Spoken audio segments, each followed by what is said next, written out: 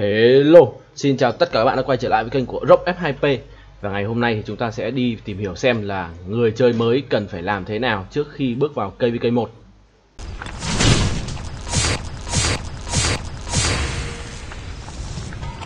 Sau khi các bạn chơi ở Kingdom mới một thời gian, các bạn đã quan sát cái quá trình mình ủ ạc rồi, thì sau khi các bạn lấy được cái nhà 1,5 triệu thì Kingdom của các bạn tùy vào cái tình hình Kingdom mà có thể xảy ra nội chiến hay không. Với cái việc xảy ra nội chiến ấy thì sẽ có xảy ra xung đột đánh nhau giữa các liên minh, và sau khi xung đột nó xảy ra thì cái Kingdom của bạn sẽ đến một lúc nào đó nó sẽ đi vào cái quá trình khá là yên bình. Thì vấn đề là chúng ta sẽ phát triển như thế nào khi mà Kingdom của các bạn đã yên bình sau một quãng thời gian hỗn loạn. Đầu tiên đó là các bạn hãy cố gắng nâng cái nhà chính của các bạn lên cấp độ 21 càng sớm càng tốt.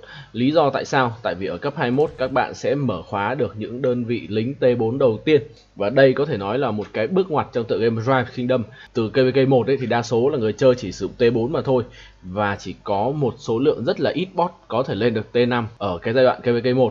Và khi có T4 các bạn có thể đánh đồng và góp rally cũng như là đép đèo được rồi. Sau khi các bạn có nhà chính cấp 21 thì các bạn sẽ muốn nâng nhà chính của các bạn lên cấp 25 càng sớm càng tốt, để các bạn có thể mang được nhiều lính nhất có thể. Thì với một cái nhà chính cấp 25 và một vị tướng cấp 60 thì các bạn có thể mang ra ngoài được 200.000 lính. Ở đây mình sẽ không kể đến cấp VIP và đồ, là đã quá đủ cho bạn đánh đồng rồi. Lưu ý nữa về lượng speed trong game, thì trong game Rise of Kingdom sẽ chia cho chúng ta thành 4 loại speed, là gồm speed xây nhà, speed huấn luyện, speed nghiên cứu, speed chữa lành và cuối cùng là speed chung. Thì lời khuyên của mình cho các bạn ấy đó là nếu Kingdom của các bạn không có ép các bạn phải lên power thì mình nghĩ là các bạn không nên sử dụng tăng tốc chung để nâng cấp xây nhà cũng như là chữa lính. Các bạn nên để dành tất cả cái tăng tốc chung này để sử dụng nó tương tự như là tăng tốc nghiên cứu vậy.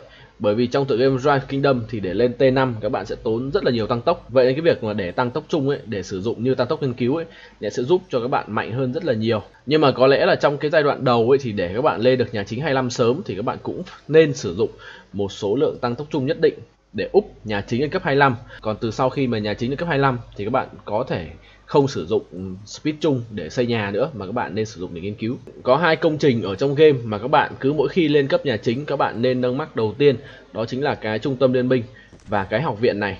Cái trung tâm liên minh sẽ giúp các bạn được tăng số lần trợ giúp, nó sẽ giúp các bạn giảm thời gian xây nhà cũng như là nghiên cứu. Trong khi đó thì học viện của chúng ta sẽ giúp các bạn là tăng tốc cái thời gian nghiên cứu xuống, tức là các bạn sẽ mất ít thời gian để nghiên cứu hơn. Thì hai công trình này cứ mỗi khi mà các bạn lên cấp nhà chính thì các bạn sẽ nâng hai công trình này đầu tiên. Ví dụ như nhà chính của mình đây là cấp 20 thì mình sẽ nâng cái trung tâm liên minh và cái học viện này lên cấp 20 luôn. Sau đó chúng ta hãy nâng các công trình khác. Và các bạn hãy nhớ là luôn để cho cái hàng chờ xây dựng của các bạn ấy là luôn full nha, tức là luôn luôn có ít nhất 2 công trình được xây dựng, đồng thời là có một cái được nghiên cứu ở trong cái học viện này. Về việc nghiên cứu trong game thì ở đây chúng ta sẽ có một số cái điểm nghiên cứu mà sẽ tăng cái tốc độ xây dựng và tăng cái tốc độ nghiên cứu cho các bạn. Thì những cái điểm nghiên cứu này các bạn nên nâng max sớm nha. Đặc biệt là cái điểm nghiên cứu công trình này, khi mà nó sẽ tăng cho các bạn cái tốc độ xây dựng lên rất là nhiều. Ở cấp độ max các bạn sẽ có tới 35% tốc độ xây dựng. Thì ở đây các bạn cứ nâng lên cái khả năng cao nhất các bạn có thể thôi. Nâng cái điểm công trình này trước, bởi giai đoạn đầu ấy các bạn sẽ xây nhà rất là nhiều. Còn về sau thì dần dần các bạn sẽ xây nhà ít đi các bạn. Khi mà các bạn đã đạt đến một số lượng công trình nhất định các bạn sẽ bị đứng. Quan trọng nhất vẫn là cái nhà chính cấp 25 thôi. Sau đó các bạn nâng cái điểm nghiên cứu toán học này lên, nó sẽ tăng cái tốc độ nghiên cứu của bạn lên, nó cũng rất là tốt. Còn đối với những cái điểm mà thu thập tài nguyên này, những cái điểm mà thu thập tài nguyên để tăng tốc độ sản xuất này thì thật sự là không cần thiết các bạn. Bởi vì các bạn khi chơi game ấy, mình khuyên các bạn nên có ít nhất thêm một AK farm nữa để bơm tài nguyên cho các bạn. Thì cái ạc chính các bạn có thể không cần nâng những cái điểm này sớm cũng được. Các bạn nên tập trung vào hai cái điểm mà tăng tốc độ xây dựng và tăng tốc độ nghiên cứu này là ok. Còn ở nhánh quân sự tấn công thì sau khi mà các bạn đã có T3, ở đây các bạn có thể thấy là mình gần như chưa có dùng speed thì nhiều mà mình cũng đã có T3 rồi. Thì khi qua cái giai đoạn T4 này các bạn nên tập trung speed để nâng cho một đường mà thôi. Bởi vì trung bình cứ mỗi ngày ấy, các bạn sẽ sản xuất được khoảng đâu đó khoảng mình cho là gần 2.000 T4 đi. Thường thì sẽ ít hơn đấy, cho lẽ chỉ khoảng 1.800 T4 một ngày thôi. Thì như vậy từ cái lúc các bạn mới chơi lúc KVK1 đấy, các bạn sẽ có khoảng 200.000 T4 bộ binh. Đấy là mình đã thấy là khá là nhiều rồi. Và những cái đơn vị này các bạn sẽ có đâu đấy khoảng thêm khoảng 100.000 đến 200.000 T4 nữa.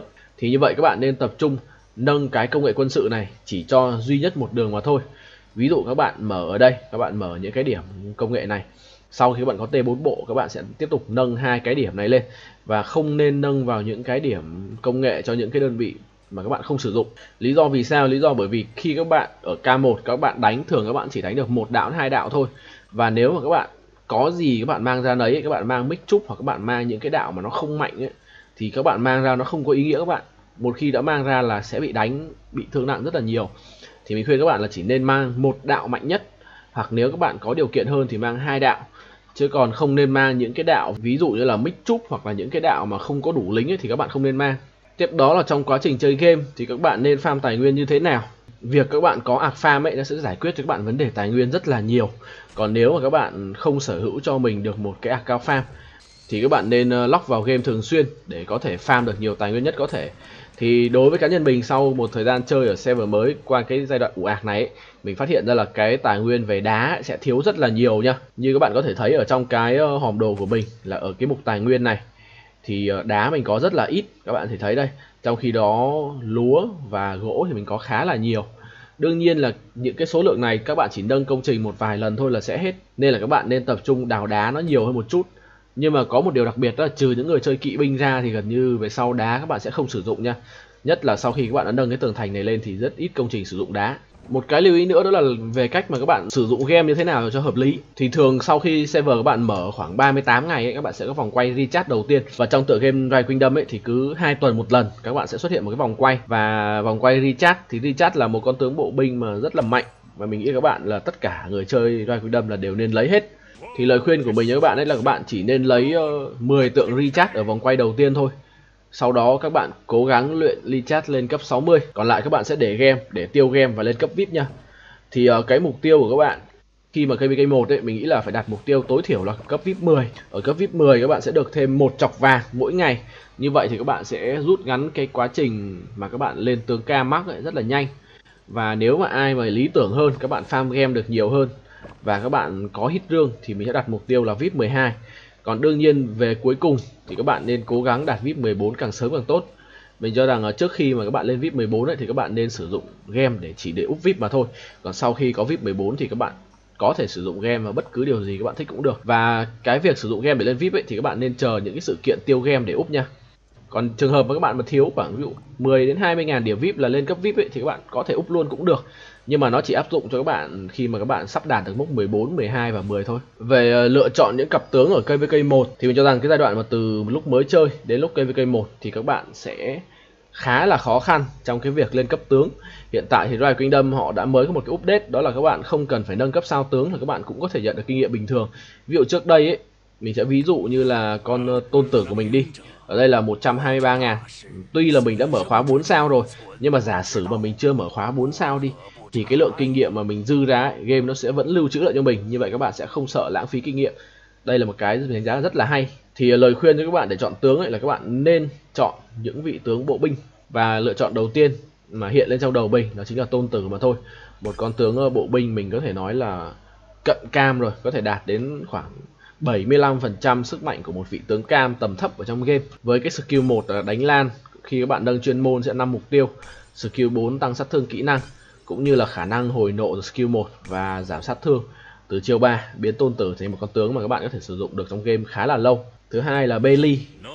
Thì Bailey thì là một vị tướng kỵ binh có khả năng móc mỏ rất là tốt. Thì với cái chiêu chuyên môn của mình ấy, thì cứ mỗi khi mà Bailey rời khỏi trận chiến, ví dụ như là Bailey móc mỏ thành công này, giết đối phương, hoặc là Bailey tháo chạy được thì Bailey sẽ tăng tốc độ chạy rất là nhanh. Thì Bailey cũng là một lựa chọn yêu thích cho những người chơi mà có nghệ thuật đam mê chọc chó móc mỏ nha. Và cuối cùng một vị tướng cũng được sử dụng khá là nhiều trong game là Doan. Nhưng mà khác với lại Bailey và tôn tử thì Doan lại thường được sử dụng ở vị trí tướng phụ nhiều hơn, nên là các bạn cũng không cần phải mắc level Doan làm gì. Ngoài ra thì bộ binh mình thấy con bờ giòn này thì mình cũng không biết nói thế nào về cái bộ skill bờ giòn, nhưng mình thấy là nó khá là mạnh. Khi mà có skill 1 gây sát thương đơn mục tiêu, đồng thời là tăng sát thương kỹ năng nhận vào của đối phương trong 3 giây. Điều này thì rất là mạnh. Chiêu 4 của bờ giòn tương tự như là một cái chiêu 2 mini của Alex vậy, khi mà các bạn sẽ có 10% gây sát thương đỏ. Thì bờ giòn là một lựa chọn khá là hay. Thì các bạn đánh K1 có thể chọn tôn tử bờ giòn. Ngày xưa thì người ta hay chọn là tôn tử Mundeo, nhưng hiện tại mình thấy con bờ giòn nó cũng khá là mạnh. Còn đối với kỵ binh các bạn có thể chọn là Bailey. Bailey thì các bạn sẽ kẹp với lại Pelagius. Pelagius thì khá là giống tôn tử của kỵ binh, nhưng mà chỉ khác là Pelagius lại không có khả năng đánh lan thôi. Pelagius của chúng ta cũng có khả năng hồi nộ, khả năng tăng chỉ số cho kỵ binh cũng như là khả năng hồi máu. Hoặc là các bạn có thể kẹp với bay 3, thì bay 3 là một tướng kỵ binh có khả năng đánh lan, các bạn sẽ phải chờ rất là lâu, mãi đến KVK chinh phạt cơ các bạn mới có thêm một con tướng kỵ binh đánh lan khác, thì bay 3 là một lựa chọn cho kỵ binh rất là tốt. Về cung thì ở đây chúng ta sẽ có hai lựa chọn là Kusunoki và Herman. Thì nếu các bạn là một người đam mê cung thì mình khuyên là các bạn nên lên con Herman chính, tại vì con Herman nó sẽ có khả năng sát thương một mục tiêu rất là cao. Còn Kusunoki các bạn có thể đánh ở vị trí tướng phụ cho Herman là được. Còn đối với những vị tướng bích trúc, ví dụ như là Othman này, SCPO và Boudica, thì đây là ba vị tướng bích trúc mình thấy cũng rất là mạnh ở trong game. Nhưng mà có một cái điểm yếu của ba vị tướng này, đó là từ K2 trở đi mình nghĩ sẽ được sử dụng rất là ít các bạn. KVK 1 có thể sử dụng được bởi vì các bạn không có nhiều lính cho cùng một loại quân ấy, các bạn thường phải mang ra một đạo bích trúc. Thì trong ba vị tướng này mình thấy là Boudica có vẻ là một lựa chọn ổn nhất, với khả năng gây sát thương một mục tiêu rất là cao, lên tới 1000, giảm thịnh nộ, giảm tấn công của mục tiêu, nên là Boudica có thể làm debuff cũng được. Trong khi đó Othman thì lại là một vị tướng mà thuần về gây sát thương, thì điều này sẽ là một cái thiệt thòi cho Othman, bởi vì từ K2 ấy, sẽ rất nhiều vị tướng cam sẽ out sát thương của Othman rất là nhiều. Thì sau khi các bạn lựa chọn cho mình một cặp tướng tím lên cấp 60 nhanh nhất ấy, thì các bạn nên quay sang và lựa chọn cho mình một vị tướng cam. Thì mình thấy ở K1 ấy chỉ có hai vị tướng cam mà các bạn F2P hoặc là low spender nên lên, đó chính là một là con CM. CM thì các bạn có thể mắc được cái skill 1 này là các bạn có thể sử dụng khá ổn ở K1 rồi, bởi vì ở KVK 1 ấy thì CM sẽ ăn nhau ở cái bảng tài năng phòng thủ cơ, với cái khả năng châu bò và cái điểm quân y hồi máu này. Vị tướng thứ hai các bạn cũng nên đầu tư, đó là con Richard.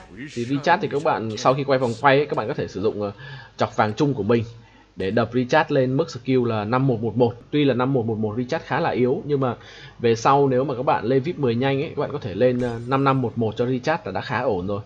Thì một cái đặc điểm của Richard ấy là chương 1 của Richard hồi máu rất là nhiều. Thì khi các bạn đánh solo ở KVK 1 ấy thì thường Richard sẽ là người chiến thắng, nhưng cái tỷ lệ thương nặng của Richard nó khá là cao, và các bạn nên phân biệt được ở trong vai Kingdom, đó là không phải là các bạn còn sống và đối phương chết là các bạn có lời, mà là người ta sẽ so vào cái chỉ số thương nặng ấy.